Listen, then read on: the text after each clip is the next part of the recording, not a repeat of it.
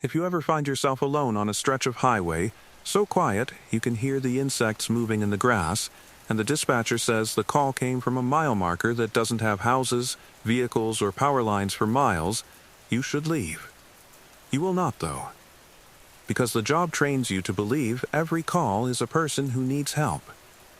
And the thing that waits out there knows that. My name is Aaron Velasquez. I am a deputy sheriff with the Catron County Sheriff's Office in Catron County, New Mexico. I have worked patrol out here for 13 years. If you have never seen Catron County on a map, that is not surprising. It is one of the largest counties in the United States with almost no people in it. Mountains, forest, volcanic rock fields, dry grass valleys, and roads that stretch so far without traffic, you start to question whether anyone else is still using them. You can drive 40 miles without seeing a porch light. That kind of emptiness changes the way law enforcement works. Most deputies spend their shifts responding to noise complaints, theft reports, or domestic calls. Out here, the job is different. When something goes wrong in Catron County, it usually means somebody got lost, someone broke down in the mountains, or someone called for help from somewhere they should not have been in the first place. But there are also rules. They are not written into the state penal code. They are not printed in the patrol handbook. They exist anyway. You learn them the same way every deputy here learns them. Quietly. Over time, from the older officers who have already survived the mistakes. The first rule is simple. If dispatch logs more than 3 calls from the same empty location in one night, you do not assume there are 3 separate emergencies. You assume something is wrong with the location. The second rule is harder. If the caller sounds calm, polite, and patient, but refuses to identify themselves, you do not treat the call like a stranded motorist. You treat it like a containment situation. Those rules exist because of what happened on October 19, 2011. The deputy involved was named Michael Rojas. He had been on the force for 2 years. He responded to a call about a broken-down vehicle near mile marker 77 on Highway 163. The caller was a woman who said she had been walking for hours and needed help. Rojas radioed dispatch when he arrived. Dispatch heard him greet someone. They heard him ask if she was injured. Then they heard him say something that still gets repeated in the briefing room when new deputies come in.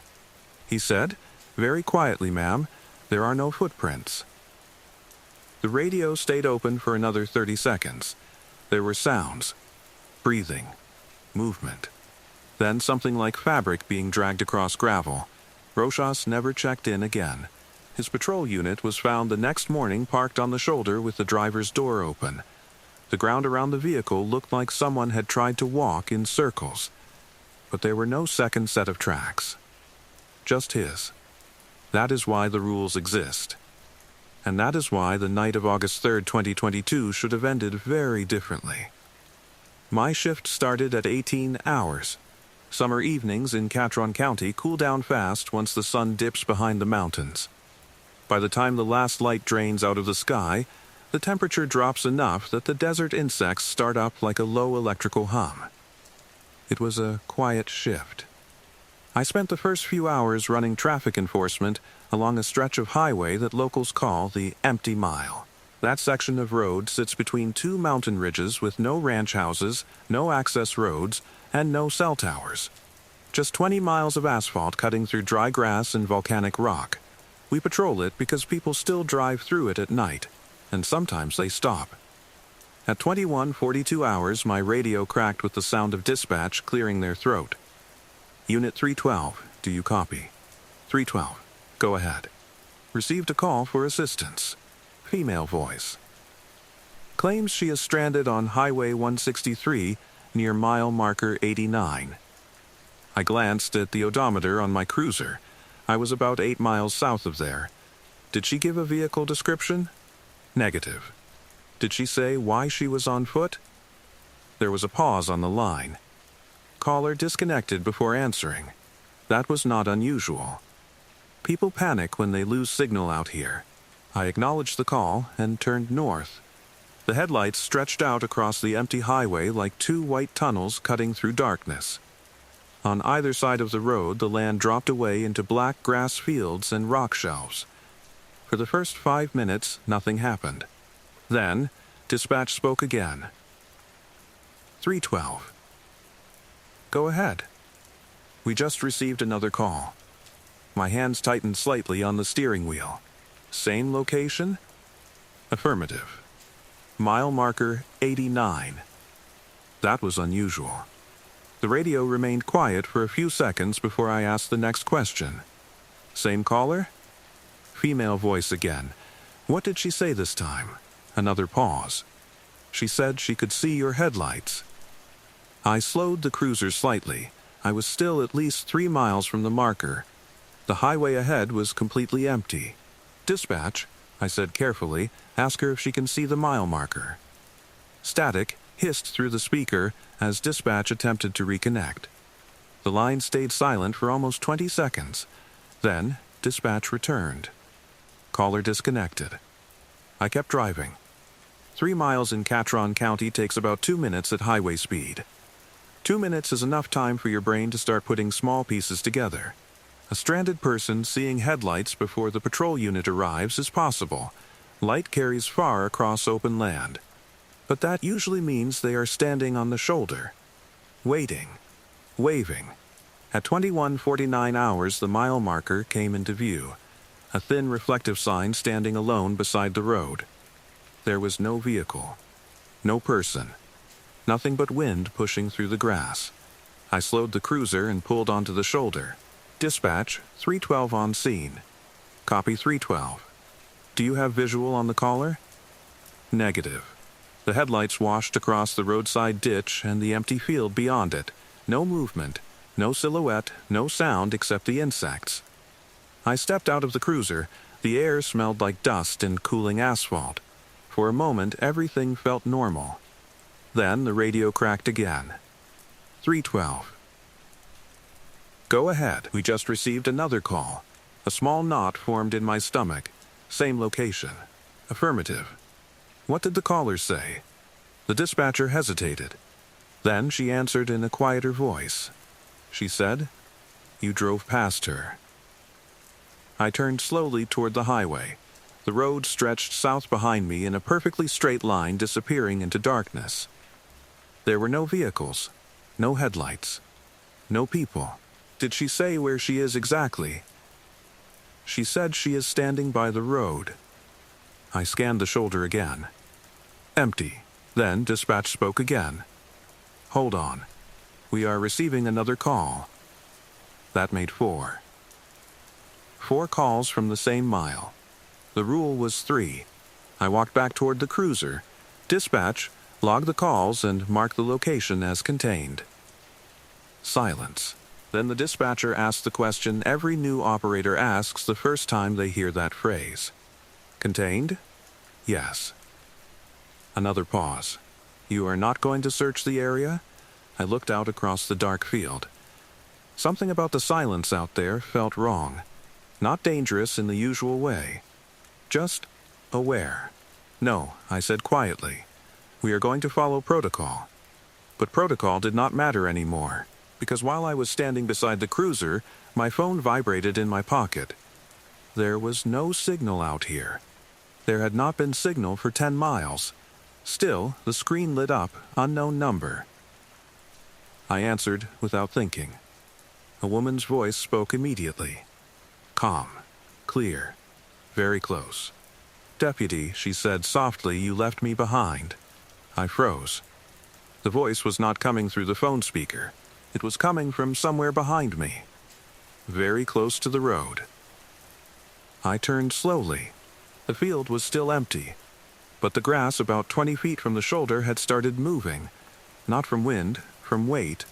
Something was walking through it. The grass parted in a slow line moving toward the highway. I took 1 step backward. Ma'am, I said carefully, if you are out there, step into the light.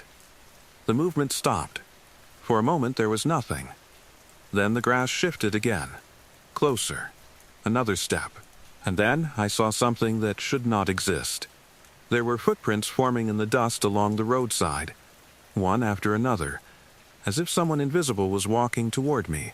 My radio burst to life. 312. I did not answer. The footprints reached the edge of the pavement, then stopped. The voice spoke again. Not from the phone. From the darkness directly in front of me. Soft. Patient. You are supposed to help people. I did not move. That is your job. The dust shifted again. Another footprint appeared on the asphalt. Closer now. Only 10 feet away. I felt my pulse hammering in my throat. Every instinct told me to step forward, to reach out, to help the stranded woman who could not be seen. That instinct is exactly what the rules are designed to fight.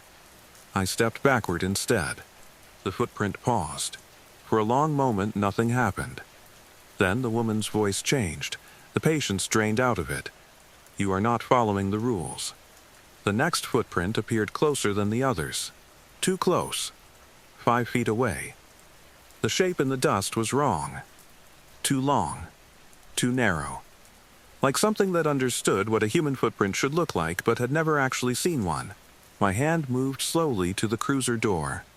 The voice spoke again. Now it sounded almost curious. What happens if you break them? I got into the vehicle and shut the door. The cruiser headlights illuminated the empty road again. The footprints stopped at the edge of the beam. The radio crackled with dispatch trying to reach me. 312, do you copy? I grabbed the microphone. Dispatch, I said quietly, log 17 calls. What? From the same mile. There was confusion in her voice. We only logged 4. I stared at the road ahead. The woman's voice was still out there, just beyond the headlights. Waiting. No, I said slowly, you just haven't received the other 13 yet. My name is Aaron Velasquez. I am a deputy sheriff with the Catron County Sheriff's Office in Catron County, New Mexico. I have worked patrol out here for 13 years. I had just told dispatch to log 17 calls. The dispatcher on duty that night was Carla Jimenez. She had only transferred into the county a few months earlier from Albuquerque, New Mexico. Big city dispatch centers run differently. Calls stack. Units cycle constantly. Everything moves fast enough that patterns do not always show up until later. Catron County does not work that way. Out here, every call stands out. Carla's voice came through the radio with the kind of hesitation you hear when someone realizes the situation they thought they understood is changing. 312, explain. I kept my eyes on the edge of the headlights. The footprints had stopped exactly where the light touched the asphalt. Nothing moved now. Nothing stepped forward. But the darkness out there still felt occupied. You are going to receive 13 more calls from that mile marker tonight, I said. Log every one of them. Do not dispatch another unit. There was a pause. Deputy Velasquez, we have a possible stranded civilian. No, I said quietly. We have something repeating a call. That sentence sat on the radio for a few seconds. Then Carla asked the next question. Repeating how? I watched the dust on the road. No wind. No movement. The footprints were still there. But they had changed slightly. The shape was shifting in the light. Like the ground itself could not decide what kind of step had made them. It is trying to get someone to approach, I said. Right now it is trying to get me to approach. Silence filled the radio. I could imagine Carla sitting at the console in the small dispatch room back at the Catron County Sheriff's Office headquarters, staring at the blinking call log on her screen. She had probably heard about the rules during orientation, but hearing about them and seeing them happen are different things. Stay in the vehicle, she said after a moment. I plan to. I rested my hands on the steering wheel and forced myself to breathe slower. The thing outside the headlights had stopped trying to walk closer. That was the first good sign. Entities like this one operate on a kind of behavioral momentum. They expect certain reactions. Concern. Curiosity. Duty. When you do not follow the reaction they expect, the situation pauses. Sometimes that pause gives you time. Sometimes it gives the thing time to change strategies. 312, Carla said quietly. Go ahead. Another call just came in. That made 5. What did the caller say? Carla read from the screen. Female voice, same calm tone. She said she thinks she is injured and cannot move. I closed my eyes briefly. That was escalation. It had moved from stranded traveler to injured civilian. Human behavior would now push harder toward intervention. What time was the call logged? 21:54. 5 minutes since the first call. The pattern was accelerating. Carla, listen carefully, I said. Do not answer the next call right away. What? Let it ring. Another pause. Why?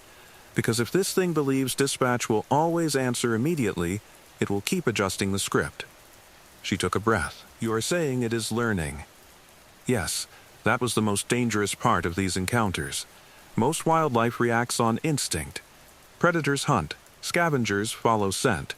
Even the more aggressive animals in the forest operate within predictable patterns. This thing was different. It was studying behavior. Mine.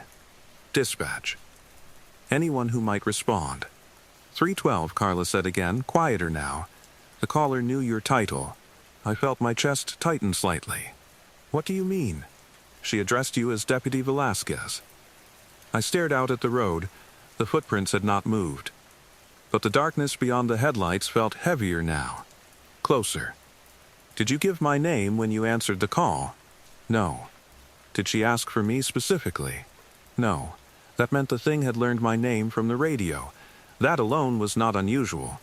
Radio chatter carries. But the timing mattered. It had used my name only after I refused to step forward, like it understood authority. Or like it wanted to pretend it did. The phone in my pocket vibrated again. Unknown number. I did not answer this time. The vibration continued for almost 30 seconds before stopping. Then the radio spoke again. 312. Go ahead. We just logged call number 6. What did she say? Carla hesitated. She asked if you were afraid. The wind picked up slightly across the field. Dry grass whispered against itself. Still no movement in the dust. Still no new footprints. I leaned forward slightly and switched the cruiser spotlight on. The bright beam cut across the field beside the road. The grass bent under the light. But there was nothing standing there. Nothing crouching. Nothing walking away. If the thing had a body, it was either extremely small, or it was not visible at all. Carla, I said quietly, how many deputies are on shift tonight? 3, including you. That meant the other 2 units were covering the north and west parts of the county. Neither of them was close enough to reach this stretch of highway quickly. That was good. More units would only create more opportunities for the thing to manipulate someone. Another vibration in my pocket. Another unknown number. This time I turned the phone off. The silence returned. For almost 2 minutes nothing happened. Then the radio cracked again. Call number 7. The voice on the line was changing slightly now. Carla described it carefully. It sounds frustrated. That made sense. The script was not working. 17 calls had been predicted based on older reports. But those older reports came from deputies who eventually approached. No one had stayed in the vehicle this long before, which meant the entity was now operating outside its previous pattern. That was dangerous. Because adaptation means experimentation, and experimentation means unpredictable outcomes. Carla, I said slowly, tell me exactly what the caller says from now on. She acknowledged. The next call came less than a minute later. Call 8, she said. She is asking why you will not help. The voice sounded almost wounded. Human. That is the trick. It does not threaten, it does not scream, it does not chase. It simply sounds like someone who needs you. That is enough. Most people cannot ignore that. Another minute. Call 9. She says, it is getting cold. The temperature had dropped several degrees since sunset. Out here, a person stranded without water or shelter can die overnight. The thing knew that, or had learned that humans believe it. Another call. 10. She says she hears something in the grass. I glanced out across the field. Still nothing visible. Still the same empty line of footprints. But the wind had stopped again. The grass was perfectly still, which meant if something moved through it, I would see it. The radio clicked again. 11. She says please. The word hung in the cruiser. Soft. Desperate. Exactly the way a real person would sound. That is the stage where most deputies break. They step out. They call out. They walk into the darkness trying to locate the injured caller. Once they cross the distance between the road and the voice, something changes. No one has ever described exactly what happens, because the people who approach never come back. Call 12. Carla said. What did she say? She asked why the rules matter more than her life. I did not answer immediately. The headlights hummed softly. The dashboard clock rolled to 22:01. 9 minutes since the first call. 12 calls total. The pattern was speeding up again, which meant the entity was running out of strategies. Carla, I said finally, tell me if the caller's tone changes again. Another pause.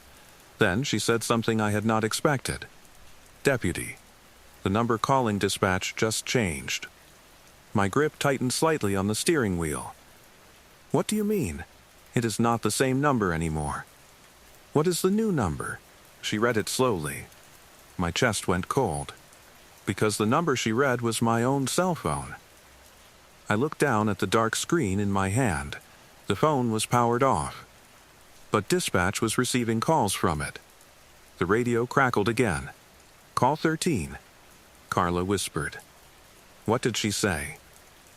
Carla took a breath. She said she is already in the car with you. The temperature inside the cruiser dropped so fast I could see my breath. Very slowly. I turned my head toward the passenger seat. It was still empty, but the seatbelt had unlatched, and the dust on the floor mat had started to shift. Like something invisible had just moved its feet. The passenger seat looked empty, but the floor mat was not. Dust that had settled there during the evening patrol had shifted into shallow impressions. Not full footprints this time, just the faint outline of pressure. Like something had placed weight on the mat and then lifted it again. My breath fogged the windshield. It should not have been cold enough for that. 312, Carla said over the radio. Deputy Velasquez, do you copy? My eyes stayed on the passenger seat. Copy. Her voice was tight now. We just logged call 14. I swallowed. What did she say? Carla hesitated before answering. She said she can see your hands on the steering wheel. The temperature inside the cruiser dropped again. That cold did not feel like weather. It felt like proximity. I kept both hands exactly where they were. Do not turn suddenly. Do not acknowledge presence. Do not engage. Those were not official department policies. Those were survival guidelines passed down quietly among deputies who had worked long enough out here to encounter things the paperwork never mentions. Carla, I said carefully, tell me something. Go ahead. Did the caller sound closer this time? Another pause. Yes, that confirmed it. The entity was no longer outside the vehicle. It had crossed the boundary. The rule that most deputies never realize exists is simple. The moment you invite the caller into the patrol space, the encounter changes from pursuit to possession. I had not invited it, but the thing had learned another way in. 312, Carla said quietly. Call 15 just came in. The air inside the cruiser felt heavier now, like the space beside me was occupied by something that did not quite match the dimensions of the seat. What did she say? Carla's voice lowered. She asked why you will not look at her. The dust on the passenger floor mat shifted again. A faint line appeared in it. Not a footprint, more like a knee pressing down. Something leaning forward, closer to the dashboard. closer to me. I kept staring straight ahead.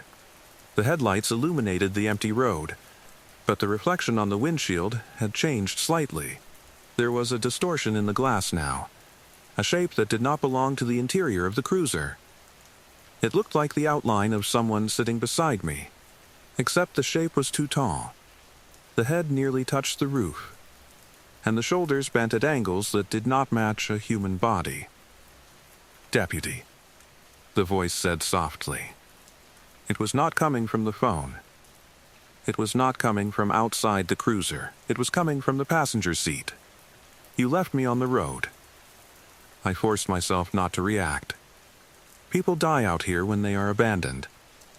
The voice sounded almost sympathetic now, like someone explaining a simple truth. "You know that." The dust shifted again. The pressure on the seat deepened. I could hear the faint creak of the upholstery compressing. Whatever was sitting there had weight, but the seatbelt was not stretched. The fabric was hanging loose. That meant whatever the thing was, it did not occupy the space the way a body should. "Carla," I said quietly into the radio microphone. "Log call 16. The dispatcher inhaled sharply. "You did not answer the phone." "I know." Another vibration buzzed faintly through the center console, the cruiser radio console, the department line. Something was trying to connect directly to the vehicle now. The voice beside me spoke again. "You are making this harder than it needs to be." Slowly, the pressure on the passenger seat shifted again. The invisible weight leaned closer. I could smell something now. Dust. Dry grass. And underneath it, a faint scent like wet earth that has been sealed underground for a very long time. "All you have to do," the voice whispered, "is help." The word stretched slightly at the end. Help. Like the shape of the word had been learned from listening, not from speaking. My radio cracked again. Carla sounded panicked now. "Call 16 just came in." "What did she say?" "She said she is touching your arm." The cold sensation hit immediately. Right above my elbow. Not pressure, not weight, just cold. Like air leaking out of an open freezer. The voice beside me spoke again. "You see." Something brushed the fabric of my sleeve. Very lightly. Helping is easy. The dust on the floor mat shifted once more. Another imprint formed. This one longer. The shape of a foot again. But the proportions were still wrong. The heel was narrow. The toes stretched forward too far, like something that understood the concept of a human foot but had never seen one clearly. The radio crackled again. "Call 17, Carla whispered. That was the last one. The pattern had completed. "What did she say?" I asked. Carla hesitated. Then she read the message. She said, "Thank you for opening the door." My eyes moved slowly toward the driver's side door. The interior handle had lifted slightly, just enough for the latch mechanism to release. A thin line of desert air slipped through the seal. I had not touched it. The voice beside me changed again. The calm tone disappeared. In its place came something colder. "You broke the rule." The cold against my arm spread. Not deeper, just wider.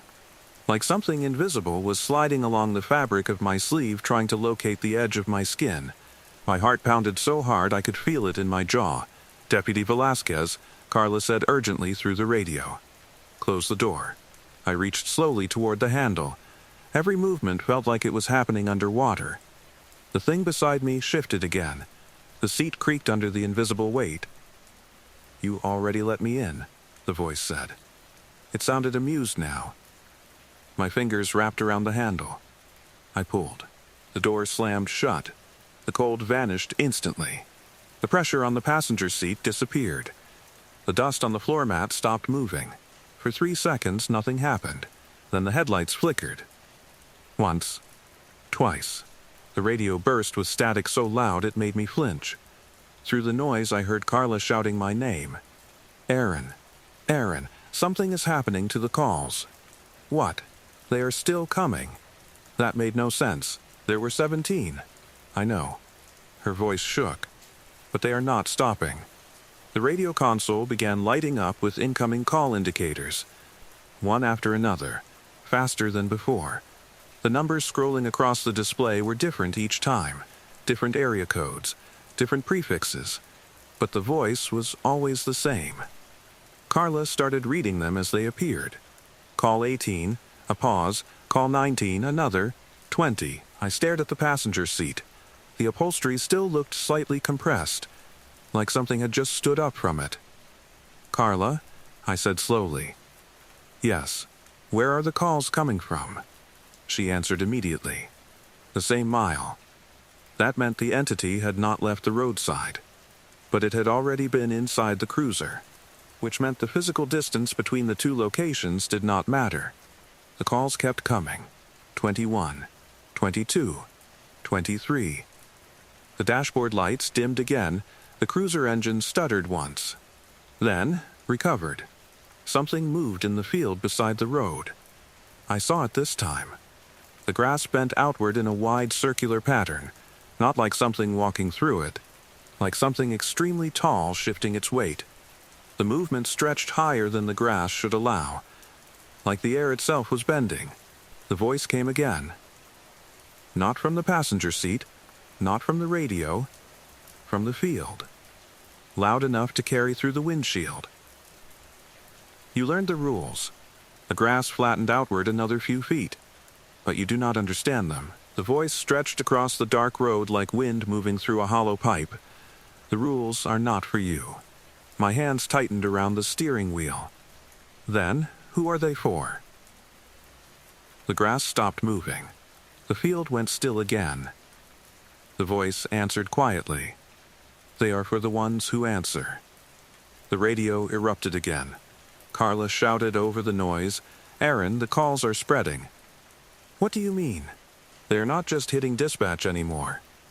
My chest tightened. "Where else?" She hesitated. Then she said something that made my stomach drop. 911 centers across the state are starting to report them. The same voice. The same stranded woman. The same mile marker. Every dispatcher hearing the same call. Every operator thinking someone needed help.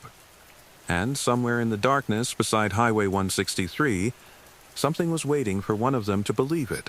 The voice spoke again from the field. Soft. Patient. You cannot ignore every call. The grass shifted once more. The distortion rose higher than before, tall enough now that it cast a faint shadow across the road. Someone will come. The shadows stretched toward the cruiser. And when they do, the headlights flickered again. The voice finished the sentence almost gently. "I will be ready." The shadow across the road vanished the moment the headlights stabilized. 1 second it was there. Long. Distorted. Too tall for anything that should exist in the grass fields along Highway 163. The next second, the road looked empty again. That was the worst part of encounters like this. Not the voice, not the footprints, not even the moment something invisible sat beside you. The worst part was how quickly the evidence disappeared once the thing finished demonstrating what it could do. 312, Carla said through the radio, her voice shaking slightly. "We just received confirmation from New Mexico State Police Dispatch in Socorro, New Mexico. They logged 3 identical calls in the last 2 minutes. My stomach tightened. Socorro was more than 100 miles away. That meant the calls were no longer tied to the physical location of the mile marker. They were spreading through the emergency call system itself. What exactly did the caller say to them? I asked. Carla exhaled slowly. Same script. Female voice. Calm. She says she is stranded near mile marker 89 on Highway 163 in Catron County, and she can see headlights coming. The thing was copying the scenario, repeating it across different dispatch centers, trying to create responses from places where no one knew the rules. That was the real danger. Most dispatchers are trained to treat every call as legitimate until proven otherwise. If someone says they are injured and stranded, the system moves automatically. Units get dispatched. Ambulances roll. Search teams mobilize.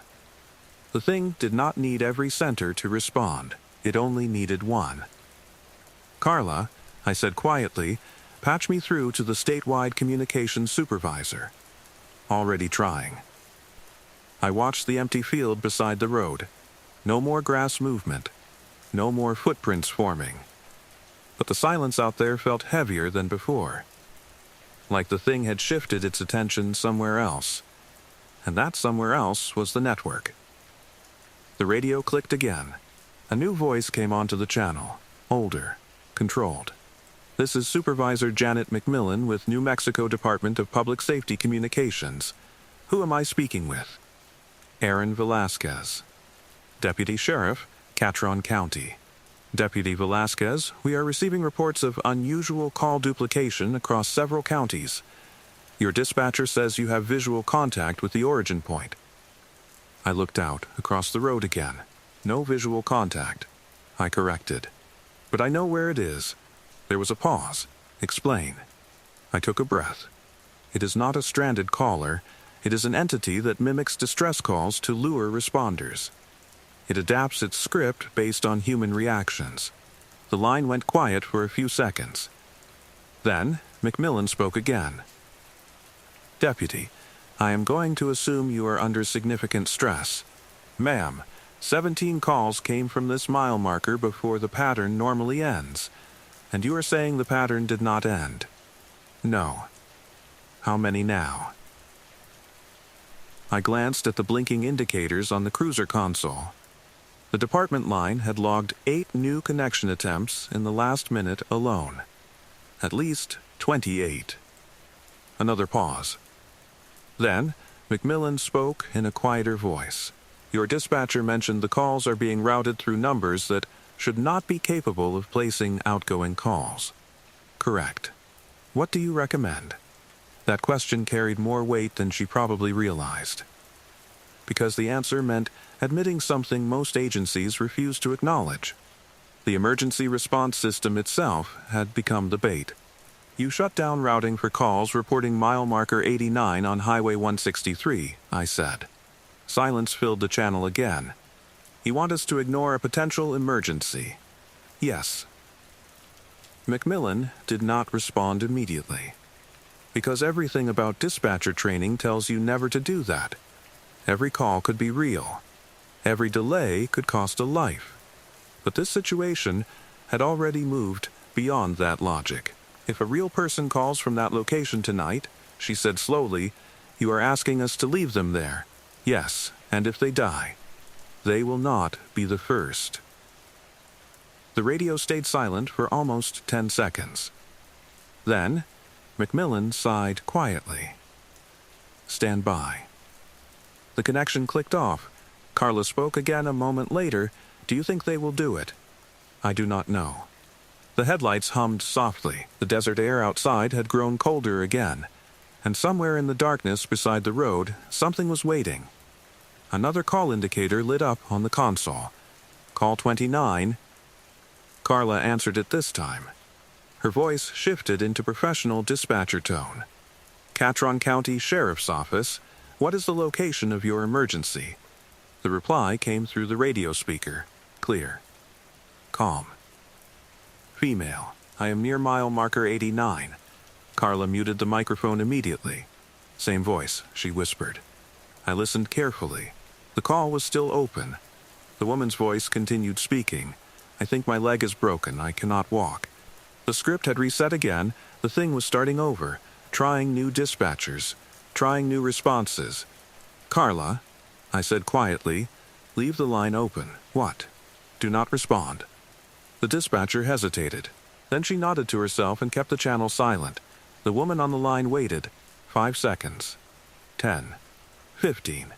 Then she spoke again. "Hello." No answer. Another pause. "Please." Still silence. 30 seconds passed. Then something changed. The voice on the line stopped sounding calm. The words slowed, like someone adjusting their tone mid-sentence. "You are supposed to answer." Carla kept the microphone muted. The voice continued. "This is how your system works. Another pause. Then the voice asked something new. "Why are you not following the rules?" I leaned back slightly in the seat. The thing had noticed the silence, which meant it had already started analyzing dispatch response patterns. That was faster than expected. "Carla," I whispered, "disconnect the call." She did. The console indicator went dark for about 3 seconds. Then it lit up again. "Call 30. Carla did not answer. The line rang, and rang, and rang. Eventually, it stopped. The next call came immediately. 31. Then 32. Each one lasted longer than the last, like the caller was waiting patiently for someone to respond. Finally, the radio clicked again. Supervisor McMillan returned to the channel. "Deputy Velasquez. Go ahead. We are issuing a temporary directive to all statewide dispatch centers." What kind of directive? Her voice carried the weight of someone making a decision they knew would not look good on paper. Any call referencing mile marker 89 on Highway 163 will be flagged as a known hoax. Good. Units will not be dispatched. Better. And calls will be disconnected immediately. Best possible outcome. Carla exhaled beside the console. But I did not relax. Because the thing in the field had just lost access to the response system it was exploiting. And when predators lose their usual method of hunting, they change tactics. The wind outside the cruiser stopped again. Completely. The insects in the grass went silent. That silence rolled across the highway like a physical pressure wave. Then the voice returned, not through the phone, not through the radio. From the darkness beside the road. "You changed the rules." The grass bent outward again, a wide circular ripple spreading through the field. The distortion rose slowly above the grass line, much taller this time, tall enough to block the stars behind it. "You were not supposed to do that." The voice carried across the road like cold air moving through a canyon. My hands tightened on the steering wheel. "It was never about the calls," I said quietly. The distortion stopped rising. The field went still. "What do you mean?" I kept my eyes on the shape. "You did not want dispatch to send help." The thing said nothing. "You wanted someone to believe the call." A long pause followed. Then the voice answered. "Yes." The grass shifted again. The distortion leaned slightly toward the cruiser. "Because belief opens the door." The headlights flickered once. Just once. Then the voice finished the thought. "And you believed." My stomach tightened. "How?" The answer came immediately. "You answered the first call." The realization hit like cold water. The moment I picked up the phone, the connection had already been established. The rules were not about preventing the calls, they were about preventing the response. Because the response is what creates the opening. The voice in the field softened again. Almost gentle. "You tried to contain it." The distortion straightened slowly. "But you are still here." The grass flattened outward another few feet. The shape stretched higher than before, and that means the headlights dimmed again. The engine in the cruiser sputtered once. Then the voice finished the sentence. "You are still answering." The engine in the cruiser sputtered again. Just once. Then it stabilized. I kept both hands on the steering wheel and forced myself not to look anywhere except straight ahead. The road remained empty. The mile marker stood beside the shoulder reflecting the headlights like it had been doing long before I ever arrived, but the field beside the road had changed. The grass no longer moved like wind, it moved like pressure. Something enormous was standing out there, not stepping, not walking, just existing in a shape the human eye could only partially understand. The distortion blocked a section of the stars. That alone told me how tall it had grown. Carla broke the silence over the radio. "Aaron." Her voice had changed. She was no longer speaking like a dispatcher relaying information. She sounded like someone trying to confirm that the person they were talking to was still alive. "I'm here. We just logged call 42. The number landed in the cruiser like a dropped stone. The pattern had already passed what earlier reports suggested was the limit. 17 had always been the end. The script should have stopped. Instead, it had multiplied. Are other counties still getting them? I asked. Carla checked something on her console. Yes. Centers in Las Cruces, New Mexico, and Santa Fe, New Mexico, just reported the same caller. That meant the mimic was no longer focusing on Catron County. It was testing the boundaries of the emergency network. The voice in the field spoke again. You tried to remove the door. The distortion leaned slightly closer to the road. But doors can be rebuilt. The grass flattened outward in another slow ripple. Something about the shape inside the distortion shifted. It was no longer standing still. It was adjusting, adapting.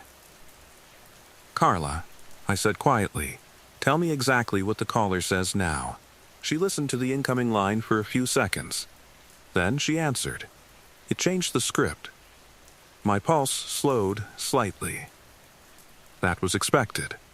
How? Carla read the transcript from the call log. The caller says she is a dispatcher who cannot disconnect the line. That made my chest tighten. The thing had realized that Stranded Traveler was no longer working. So it had changed roles. Now it was becoming part of the system itself. What does she say after that? I asked. Carla swallowed. She says the calls are coming from inside the dispatch center. The distortion in the field grew taller. Another patch of stars disappeared behind it. The voice carried across the road again. You see the problem. I did not answer. The thing continued. If the system believes the danger is internal, the headlights flickered again. Someone must investigate. That was the next step. Escalation through authority.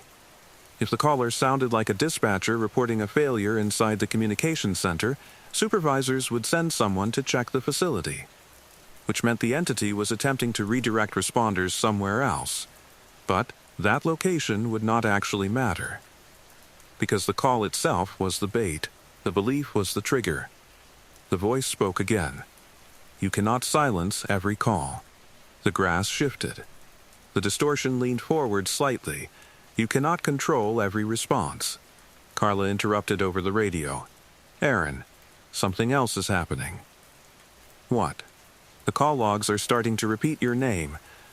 My stomach dropped. What do you mean repeat? Every new call references you.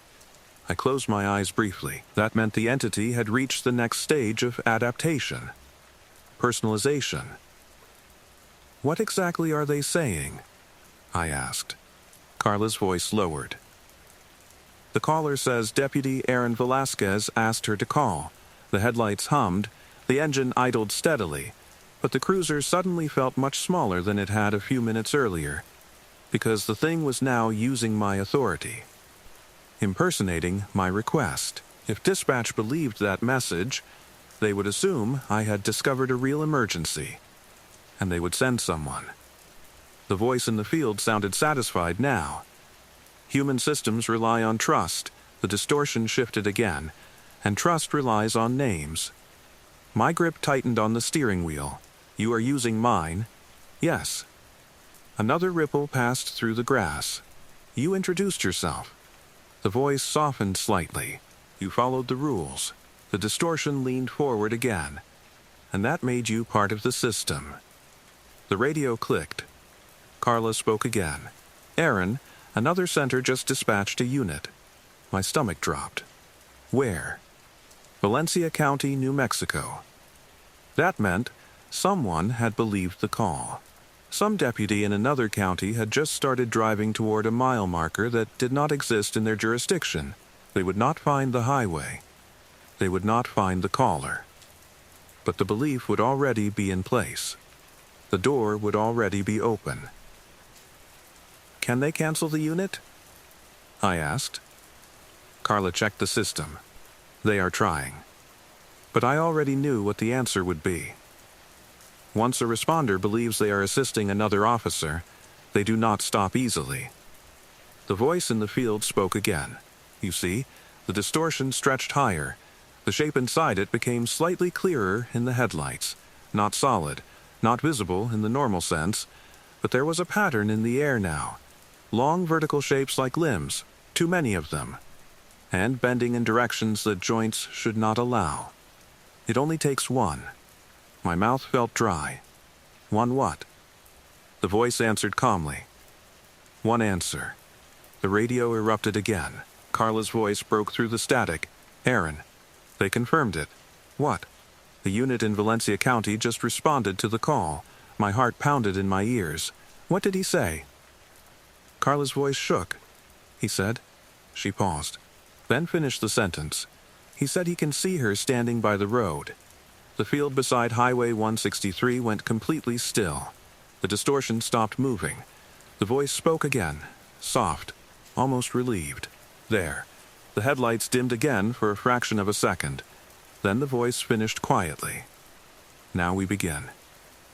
My radio crackled with a new transmission, not from Carla, not from dispatch, a different officer. His voice came through, distorted by distance and interference. Unit 27 responding to stranded female near mile marker 89.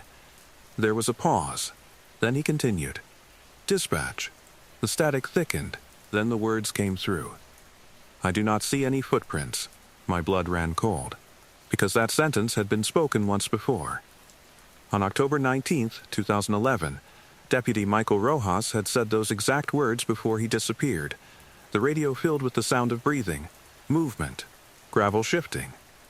Then the officer spoke again. His voice sounded confused now. Ma'am. Another pause. Longer this time. Then, the final sentence came through the radio. Very quietly. There are too many of them. The transmission cut off. The radio went silent. Carla whispered my name. Aaron. But I was already staring out at the field beside the road. Because the distortion had changed again. It was no longer a single shape. The stars behind it disappeared in clusters, multiple distortions rising slowly above the grass. Not one entity. Many. The voice returned. Except now it was not just one voice, it was several. All speaking together. They answered. The grass flattened outward in every direction. The shapes stretched higher. Dozens of them. And now, the voices overlapped slightly. The tone carried something close to satisfaction. We are learning. The radio stayed silent for several seconds after the Valencia County transmission cut off. No follow-up. No dispatch confirmation. Just the low hum of my cruiser engine and the sound of wind beginning to return across the grass fields along Highway 163. But the wind did not move the grass the way it should have. Because the grass was already flattened. Not by weather. By weight. The distortions rising from the field were no longer subtle. The shapes blocked entire clusters of stars now. Tall, shifting structures in the air where something was present, but refused to take a form the human eye could process completely. There were not just one or two anymore. There were dozens. Carla's voice came back through the radio. Aaron, the Valencia County unit is not responding to dispatch. I kept my eyes on the field. Did they try his mobile? Yes. And no answer. That was the expected outcome. Because the moment he stepped toward the voice he believed was a stranded woman, the pattern would repeat. The same line of questioning, the same calm tone, the same gradual movement toward the responder. And then, the same disappearance. The voice from the field spoke again, except now it was not one voice. It was many voices layered together, each one slightly out of sync with the others. They answered. The distortions in the grass shifted slowly, like enormous figures leaning forward to observe something small and interesting. You tried to stop the system. The wind carried the sound across the highway. But the system is large. The shapes stretch taller. Someone always answers. Carla spoke again. Aaron, calls are now being logged in Texas. That made the knot in my stomach tighten. Which county? Multiple. That meant the call routing had spread beyond New Mexico. The entity had moved past local emergency infrastructure and into the wider network. The voice continued. You see how easily the door opens. The distortions shifted again. Some of them leaned closer to the road. The shapes were clearer now, though still impossible to fully resolve. Tall vertical structures with jointed angles that did not match human anatomy. The impression of limbs that bent the wrong direction. Too many limbs. You believe the system belongs to you. The headlights flickered once more. But you only built the door. My radio crackled again. Carla sounded exhausted now. 48 calls. I nodded slowly even though she could not see me. They are multiplying. Yes. Her voice trembled slightly. Aaron, what happens when someone answers outside the state? I did not reply immediately. Because the honest answer was something most people would refuse to believe. It learns the geography, I said quietly. The distortions in the field shifted as if reacting to that statement, and then it learns the roads. Carla went silent. Another transmission came through the statewide channel. Supervisor McMillan again. Deputy Velasquez. Go ahead. We have confirmed responder disappearances in 2 additional counties. My grip tightened on the wheel. Where? Bernalillo County, New Mexico, and El Paso County, Texas. 3 officers now, all responding to the same call. All believing they were approaching a stranded woman, none of them returning. McMillan continued.